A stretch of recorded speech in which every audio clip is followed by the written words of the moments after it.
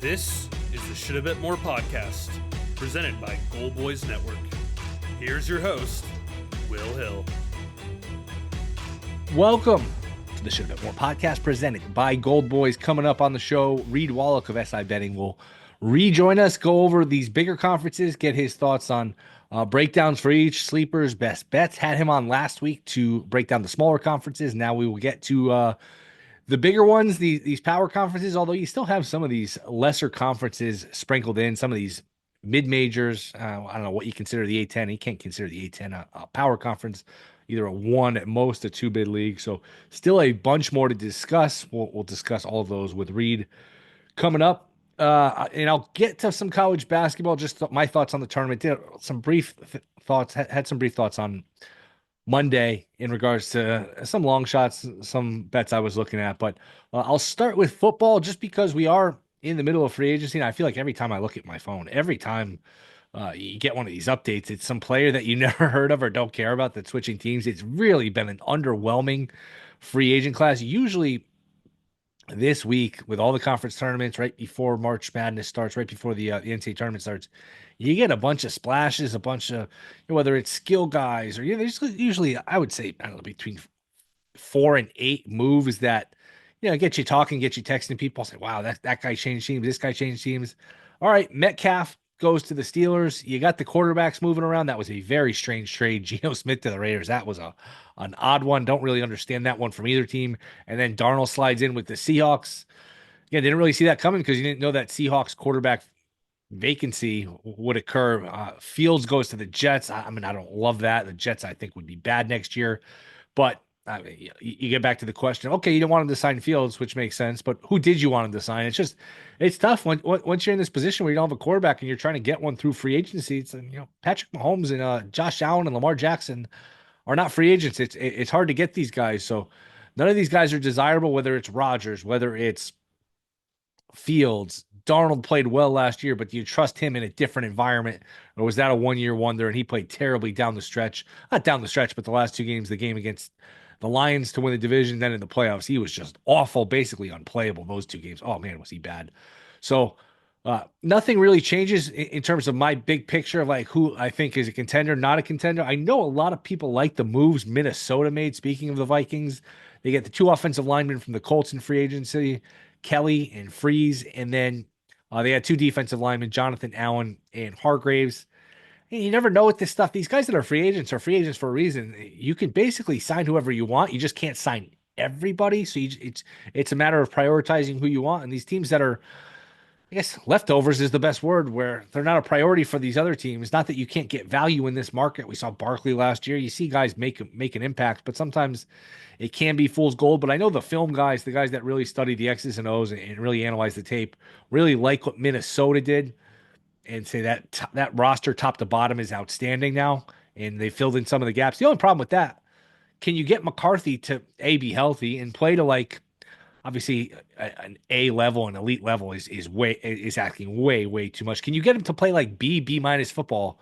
Can you get him to do what Darnold did last year? Just play mistake free and play more than mistake free, but limit not only limit turnovers, but you know what? You're down 4 with 3 minutes to go. Can he stick it in the end zone? Can he put up 26, 28 points in a big spot with a defense that you like, a bunch of skill guys? Can he play to that level? I don't know. And that's why Rodgers is intriguing at the time of recording this.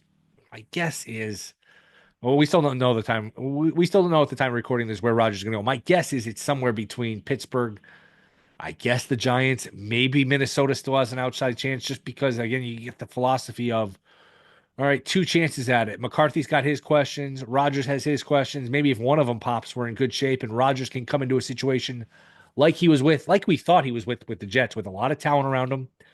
And you look back around the Jets. All right, he had Garrett Wilson. What else did he really have at receiver? He's going to be indoors. He's going to be on a much better coaching staff scenario and a good defense. And you can, even if it's a 20% chance, that 20% chance of you get a B+ Rodgers season, then with the rest of that talent, is that worth a shot? So I don't know. Does he go to Pittsburgh? Does he go to Minnesota? You go to the Giants. The Giants wouldn't make sense for either side to me. Again, it goes back to the point of, okay, well, if you don't want Rodgers, who do you want to get for the Giants? You're going to draft somebody. Those guys aren't perfect. You're probably overpaying in terms of draft capital for what those guys really are based on the draft grade. You know, just a level of evaluation in terms of Sanders and Ward. There's not a perfect answer is what it comes down to. If you're a team without a quarterback, there is no perfect answer. You're basically, you're trying to fill a number one or number two starter to take a baseball analogy. You're trying to get a number one or two starter, and there's only third or fourth starters available. There's just not a perfect fit when you start going and shopping at the free agent market. So nothing earth shattering. A lot of guys changing teams. The Eagles lost some guys, but wouldn't worry about that too much. Although the Eagles' schedule, as I mentioned the other day, Eagles' schedule is really, really tough. It always is when you have a first place schedule. And they were so much better than everybody in that division this year, including Washington, who I know beat them, but they were just obviously the class of the league. But so maybe there's some wiggle room there and they can still win it. But their schedule is Chiefs, Bills, Vikings, Packers, the 4 games in division, Chargers, Rams. They play some really, really tough. The Bucks, they play, and the Bucks have a habit for whatever reason of playing them well. They've got, I mean, basically 3/4 of their schedule is really, really good teams. So maybe Philly takes a step back. They did lose a few players. They lose Sweat. They make some moves with their corner. One of their corners went to the Vikings. So again, it's not that it's fringe pieces, but it's a lot of these guys on defense where, I mean, how many of us really know how good they are? Unless it's the quarterback, unless it's guys that touch the ball. These offensive linemen change teams. These defensive players change teams. Unless it's the superstars, it's really kind of hard to evaluate how much it means, how replaceable they are. So kind of an underwhelming free agency class. College basketball, the tournaments are obviously in full swing, and it's these games come so fast and so furious. And by the time you listen to this, there's probably a game on, and when you go to bed, there's probably a game on. There's just really starting with Tuesday, with the Big 12 started at noon, and then the ACC shortly after. These games just come so fast and so furious. It's hard to break it down game by game without these these podcasts aging. I will say, just big picture, mentioned the other day, Rutgers at 200-1 is interesting just because you have 2 lottery players. And you get maybe Purdue, then Michigan. If you can beat USC, those teams are beatable. They played Michigan very tough twice. Could have won either game. Could have won both games. Now, Rutgers does not play good defense, but maybe the intensity of the tournament, maybe the fact that you got a chance to reset, you're 0-0, and a shot to go to the tournament, at least in theory, gets them to play a little harder, a little better on defense. Rutgers at 200-1 is interesting. Is it going to win? Probably not, but we've seen crazier things. We saw NC State last year win an ACC tournament completely out of nowhere, and they were triple-digit odds too, and then get to a Final Four, and the coach is in less than a year got fired, which is kind of a cruel twist. But they were bad before that. That was kind of a fluke run. But so the point is, crazy things happen. If you get into a semifinal, then you can figure out what to do with that ticket, and maybe hedge or buy off it or cash out, whatever the case may be. Another one that's interesting: Texas A&M 25-1 to win the SEC. I mentioned Arkansas is 250-1 at FanDuel. Those are 2 that jump out. You just get a lot of good numbers with these SEC teams because it's so good. You've got the Auburns, the Floridas, the Bamas. A team like Ole Miss at 65-1. Again, Arkansas is not probably going to win this tournament. They don't have a lot of depth. 5 games in 5 days seems like a lot to ask. But could you win 2? Could you win 3? And then figure out what to do with that ticket going forward? I thought that jumped out. And A&M at 25-1, just because they do everything well except shoot. If they can ever get to a 2-3 day run here where they can shoot the 3 well, they rebound, they turn you over, they don't turn it over themselves, they crash the glass. There's a lot of things in terms of the math of the game, the possession game, they win, and that gives them an advantage. If you can just have a 2-3 day stretch where you can shoot 35, 38, 40% from 3, they can beat a lot of these teams. They just beat Auburn a week ago, so them at 25-1 I think is interesting. So again, these not big bets. I think these are ones to have fun with. Put yourself in a position to maybe hedge. There's just so many games on all these days. I know people want to have action. People want to have bet a little to win a lot. Clemson at 7-1. The ACC is interesting. That's a team that already beat Duke. I think they're better than Louisville. Louisville's got shorter odds than them. It's a Clemson team that's really good, really balanced. So those are just some thoughts on those. And again, games on all the time. We will break down the bracket in full on Monday. As soon as the bracket comes out, probably an hour or so after, we will be reviewing it, previewing the tournament, best bets, regions, all that stuff. So excited for it. We'll talk to Reed Wallach coming up in a minute. That is next. This is Shoulda Bet More podcast. All right, we are back. Should Bet More podcast. Had him on last week to discuss these smaller bids, these smaller conferences, and he did such a good job. He earned an automatic bid to the next week to talk about the major conferences. Sports Illustrated, SI Betting, early read podcast. It is Reed Wallach. Reed, what's going on, man? Best time of the year. Games on all the time. How's it going? Yeah, pumped to be back on. I'm glad I did well enough that I was able to get, like you said, the automatic bid. I guess won the conference tournament. So yeah, pumped to be back on. Obviously a crazy week upcoming. We got games starting as we're recording this in like 2 hours. So this is kind of where it's going to be for the next few weeks. So it's a good place to be.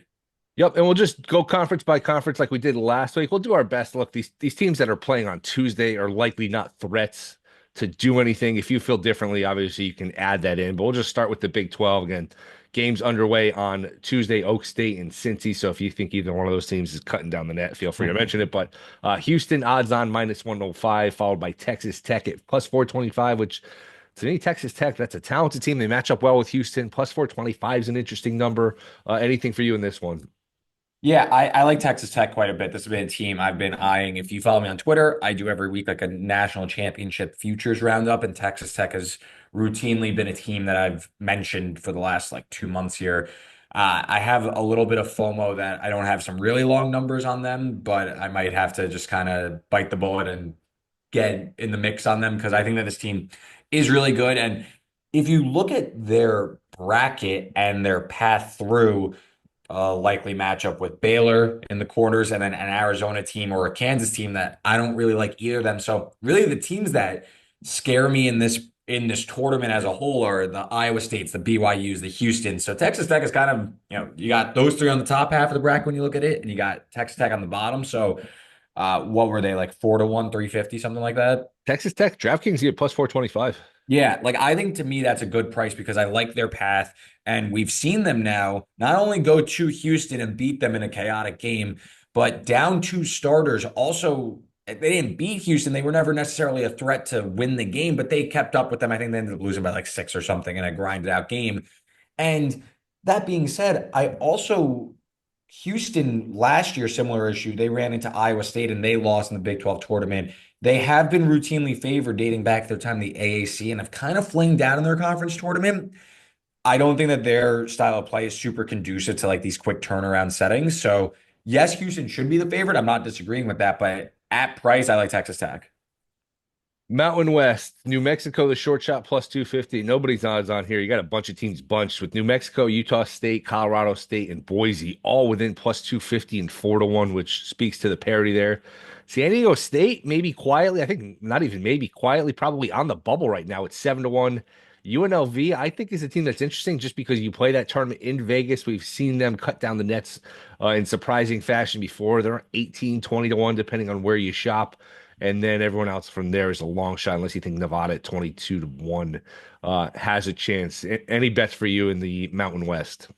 I don't have a great feel of who's going to win per se. And I look, the odds kind of show that, right? Well, like we got like five teams all kind of clumped together.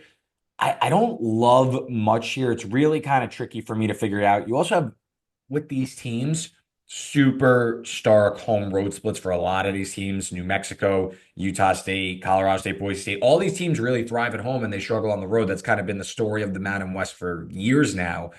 Uh, to me, the team that has my eye is the team probably playing the best basketball in the conference.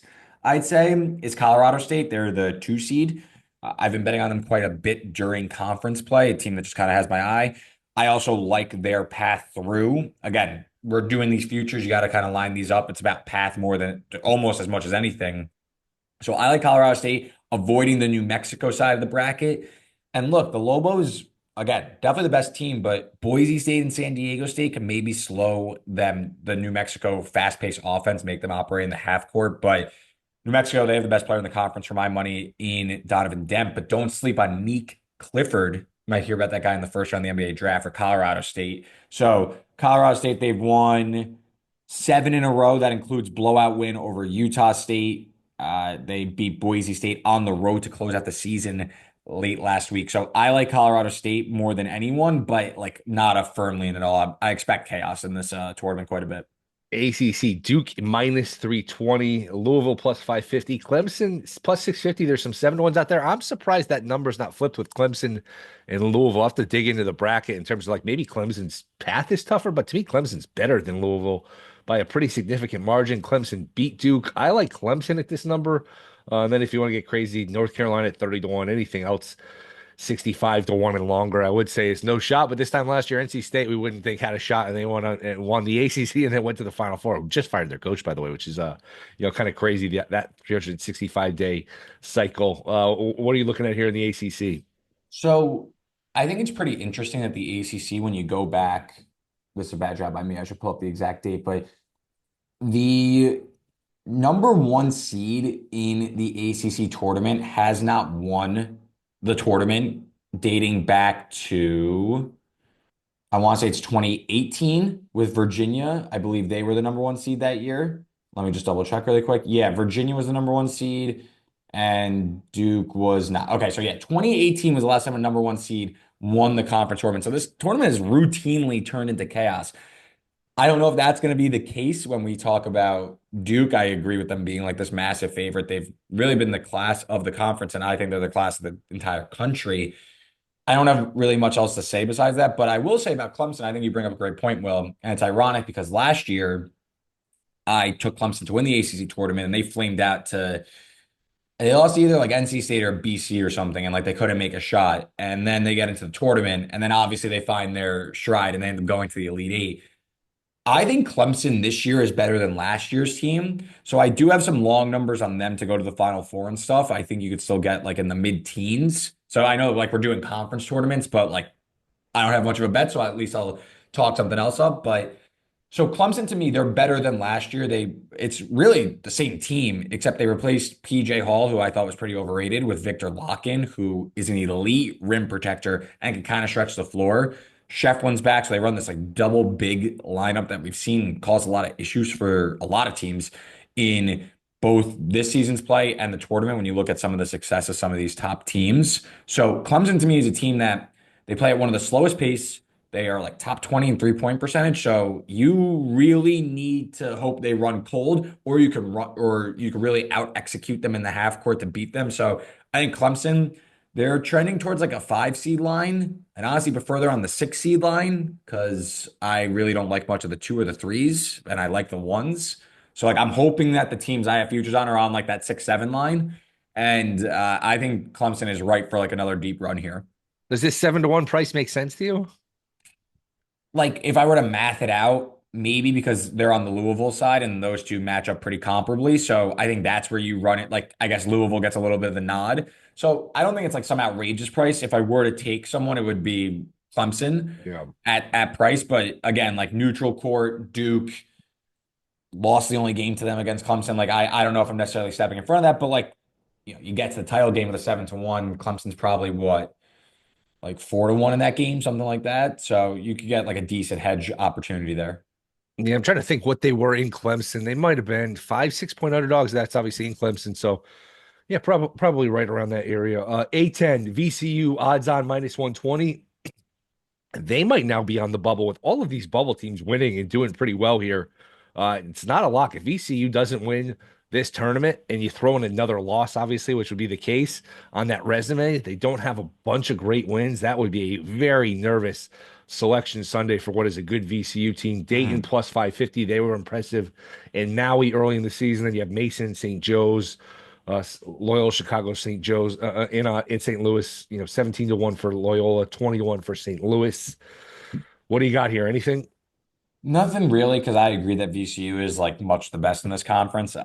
Another conference that has seemingly been thrown into chaos during some of these, maybe not necessarily the championship, but some of these run up, Duquesne last year, some of these teams seem to find fire. So like if you want to look down the board and if you feel some certain type of way, maybe it's St. Louis. I don't know if their ball handling could hang on. St. Joe's offense is pretty potent. On the same side of things, George Mason's defense is pretty potent. So, like, if you really want to go down the board and take a shot, I wouldn't hate it because I don't think VCU is invincible, but it's not a tournament I have much interest in. You think VCU needs to win to get in? Yes, only because like I'm a huge like tournament, like shrink the game. Like I hate expansion with all this stuff. And it seems like these teams like Indiana and Oklahoma, like all the Super League conferences are really getting these benefit of the doubts when a team like VCU should probably get in. Like, I don't care if Indiana's better on it, like rating wise than VCU, which I don't even believe is correct. I think the expansion is simply helping these bigger conferences out, and it's more the death of the small man. So I hope not, but you look at VCU's profile and there's not much there for them to get in over a team like Indiana, who like is starting to rack up these quality wins. Speaking of the major conferences, it doesn't Mhm. get any more major than the SEC. Auburn plus 150, Florida plus 270, Alabama plus 425, and then Tennessee 6-1. You get some really good teams at some long line. A&M at 25-1 if they could ever make a shot. Ole Miss is 65-1. I even saw Arkansas is 250-1 at FanDuel. Uh, you're going to hear a lot of amateur psychologists about which teams care, which teams don't, which coaches want to win, players don't want to. I have a hard time handicapping that. I understand that sometimes these teams, the conference tournament isn't the priority. I just don't know how to factor that into my handicapping. So take that whatever direction you want to go. Is that something you feel like you can handicap? And is there a bet to be made here? I don't necessarily think I can handicap it, but I will say that I think the best thing for Auburn, and this is me, Reed Wallach, saying this, I think the best thing for Auburn is to bow out of this tournament pretty early. This team isn't playing well really at all. Last 5 games, they rank 83rd in adjusted defensive efficiency per BART. I think that Janai Broom looks a little dinged up. I think this team might be running on a little bit of fumes after a really, really long season where they've been kind of the team to beat in the toughest conference in college basketball. I think that they might really benefit from getting a bit of a extra week off, extra handful of days off ahead of the what matters. So that's just something I'm keeping my eye on. That being said, I think right now Florida is the best team in the conference. So you're getting them at what, like 3-1 or something. I like Florida. I think that team matches up great with their side of the bracket. We watched, I mean, I know they lost to Missouri, but yeah, I think that's a tricky game, but I think they should handle Alabama with relative ease on that side of the bracket. I believe that's the matchup, right? 2-3 is Alabama, Florida. I believe it Uh, is. yeah, so I like Florida quite a bit. And again, like if Auburn were to run through the SEC tournament, like that's more of I'm almost thinking counter to that. I'm like, oh, even more fade come tournament time. I'm probably going to look for them to bat. Like I'm hoping like maybe a good 8-9 matchup appears, and I'll be looking to take some futures on those teams because I think Auburn can really use some extra time off. How about the Big Ten? Michigan State's plus 250. Maryland, the second short shot, plus 350. Then you got Wisconsin and UCLA, both plus 650. Wisconsin, the luster has kind of come off them. They were everybody's darling a couple weeks ago. Then they had a bad loss where they blew a big lead to Oregon. They had a really puzzling loss to Penn State on the final regular season day of the season. And then you got Purdue also plus 650 and Illinois plus 750. So a lot of teams bunched here. I was actually looking at Rutgers 200-1 just because they do have two lottery guys. I know it's 5 wins in 5 days and they play horrendous defense, but is there a bet to be made in the Big Ten? No, I don't hate the Rutgers shot at all if you're going to take some flyers. They did get ran off the floor in Mackey a few weeks ago by Purdue, but Purdue's defense, we're talking about Auburn's defense, Purdue's defense is an absolute sieve. So I don't mind that look at all for Rutgers, who then would play Michigan in the quarterfinals. So and they lost on a buzzer beater in Michigan and lost by 3, I believe, in Piscataway. So I don't hate looking at Rutgers, honestly, as a lotto ticket. That'd be really the only like serious long shot that I would want to get involved with. I don't like Michigan State much in this tournament or in the NCAA tournament. I mean, the 3-point splits are just, it's ridiculous, this team. Like, who is going to make this team pay? 337th in 3-point percentage, third in 3-point percentage defense. Big Ten opponent shot 26% from three against Michigan State on the fourth highest rate. It's just crazy to me. So I think this team is going to eventually slip up, whether it's in this tournament or in the next one.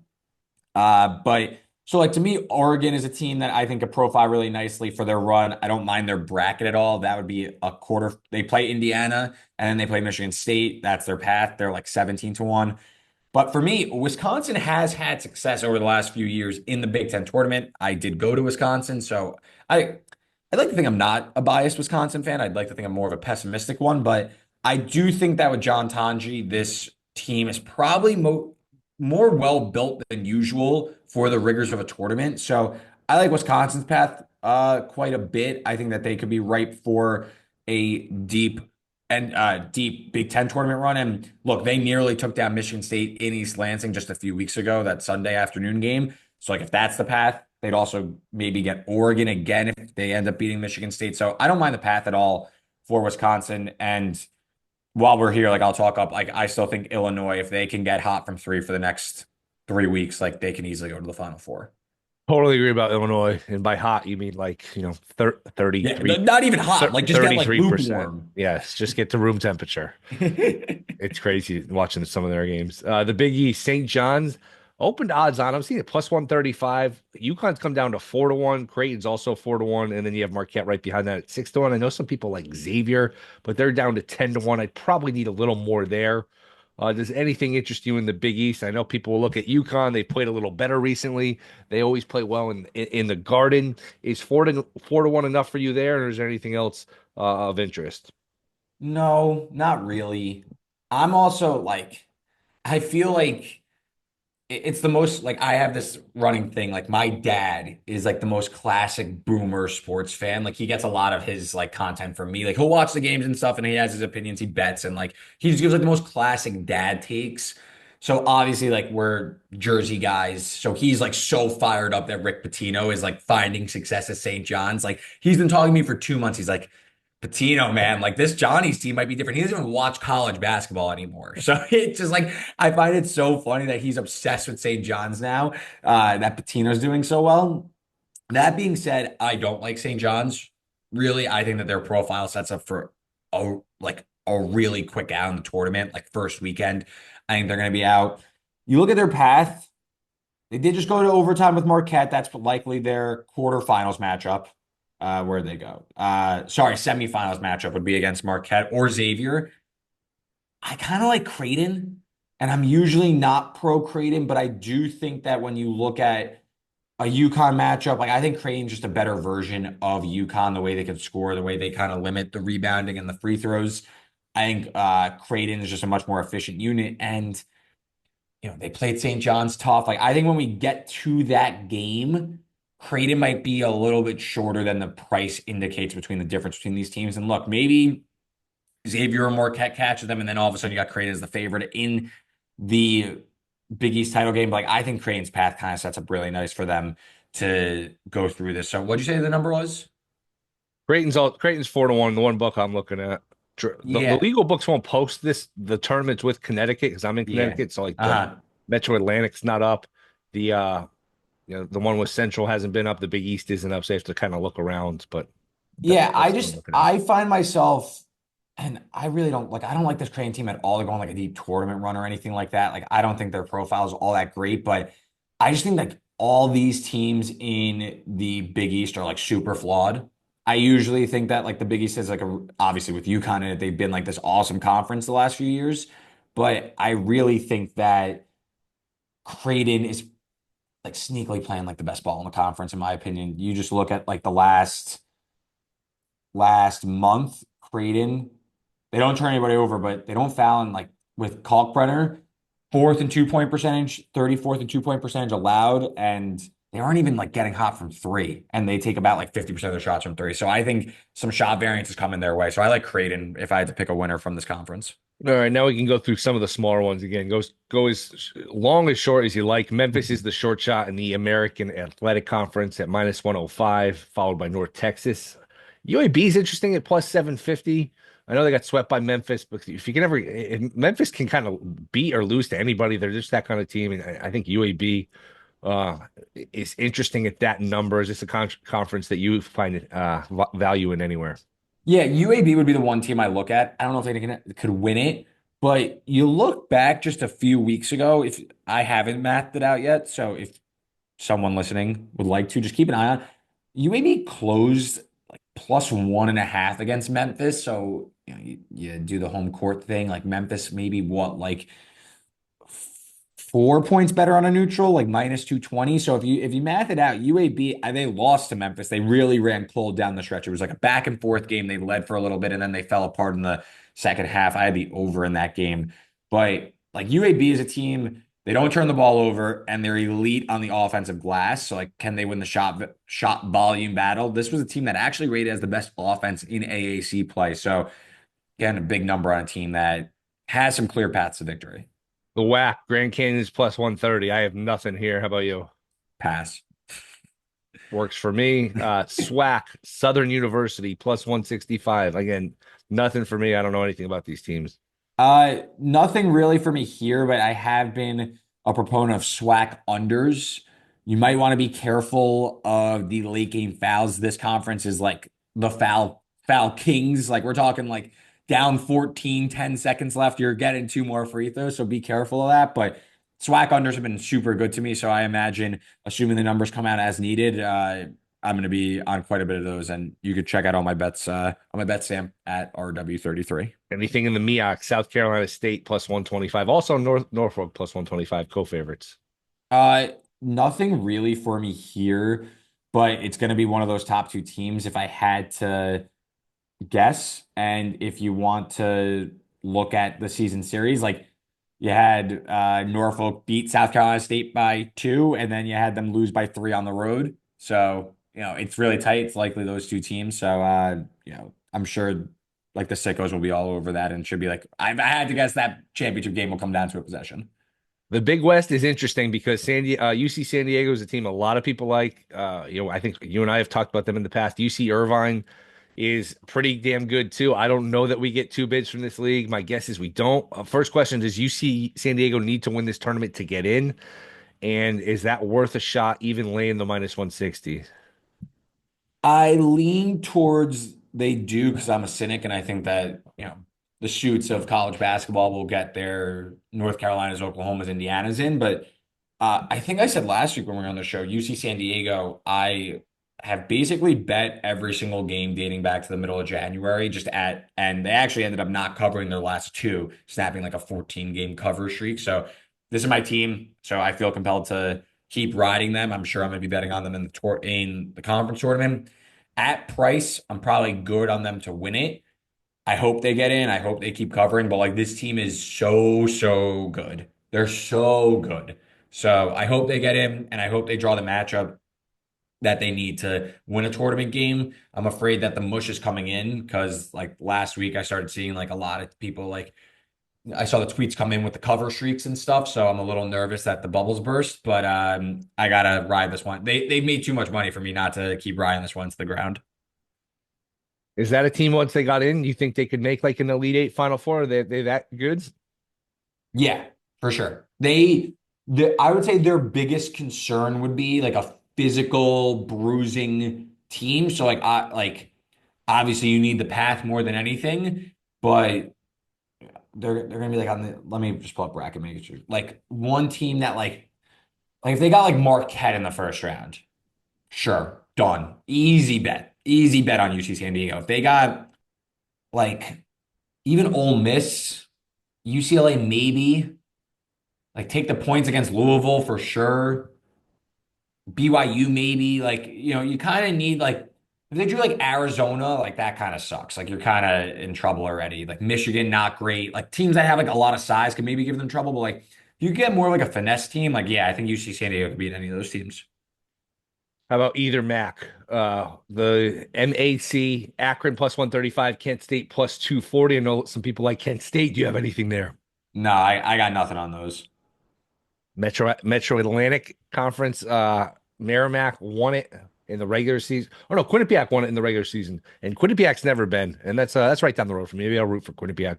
Got 3 There we go. Connecticut teams, at least by the time I'm recording. Sacred Heart and Fairfield play on Tuesday. One of them will knock each other off, but have you looked into that at all?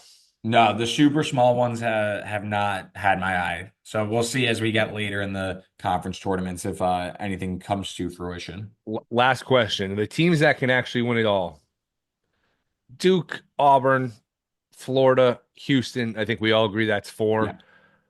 I get it sounds like you want to throw Texas Tech in there. Would you throw Iowa State? It doesn't sound like you'd throw St. John's. How long is that list? Because I know people talk, oh, 8, 10 teams can win it. I can't put Bama in there with their defense. I can't No. put Tennessee in there. I don't think I could put St. John's. To me, it's 4, maybe 5 if you want to include Tech. Iowa State is fringe. How many teams in your mind can actually win the championship? Well, the funny thing about college basketball is I bet these futures and like most of the teams I don't even like think are like actually on the list. It's more like can you get to the Final Four and maybe game this out? In reality, I think 4 teams can win it all. And it's the 4 you named. It's Duke, Auburn, Houston, Florida. If I had to rank them, I'd probably go Duke, Florida, Auburn, Houston. And then I have like a group of like 5 teams that like if they won, it wouldn't be like the craziest thing ever. But like I like if you squint, you can see it. And that's something like Tennessee, Texas Tech, Maryland, Illinois. That's definitely biased because I have futures on both those last 2 teams. And that's it, probably. Yeah, I'm as high on Illinois as just about anyone, but I have a hard time saying like 6. Yeah, like It's one actually thing, like winning. you said, it's one thing winning 4 and getting to a Final Four. There's just Yeah. such a gap between winning the 4 and winning the 6. Yeah, like I do think that the Final Four can be weird, but like at least 2 of the teams we said from that group of 4 are getting in, and those 2 will, it's similar to like, yeah, like last year we had like NC State made it, Clemson made the Elite Eight, like things got like the form was broken up than what we expected in terms of like the business portion of the tournament. But when it push came to shove, it was still UConn versus Purdue, right? Like it was still what we expected. It just we took kind of a scenic route to get to the expected outcome. So I do think something similar is going to happen this year where like the what is that the prop bet that all these books put out, like the sum of all the seeds that make the final four, you know what I'm talking Yeah. about, Will? Like something like I could see like over on that if it's over like 9.5 or something. Like I could see like a 6 or 7 seed making the final four and like a double digit seed making the Elite Eight, but like they're not beating Duke, they're not beating Auburn. One of like the teams I mentioned in the second group can beat those teams, but not a real like not a other team. Like they'll get blown out probably. So title winner, probably Duke. Maybe it's Florida. It could be Auburn or Houston. And then like Final Four, I do think that list is pretty lengthy though. Reed, appreciate the time, man. Best time of the year at Reed Wallach, Sports Illustrated, SI Betting, early read. Anything else? Yeah, just check out the bet stamp at RW33. I'll be tweeting all my thoughts through March. You can check that out on my Twitter, like Will said, at Reed Wallach. All right. Enjoy the games, man. Appreciate the time, and we'll do it again soon. Yeah, for sure, man. Thanks. All right, that'll do it. Rate, review, subscribe. Appreciate Reed Wallach. Check his stuff out at SI Betting. Check out us at Gold Boys Discord. Sign up there. We will be back Friday. Continue to break down the tournament and get you ready for March Madness. See you then.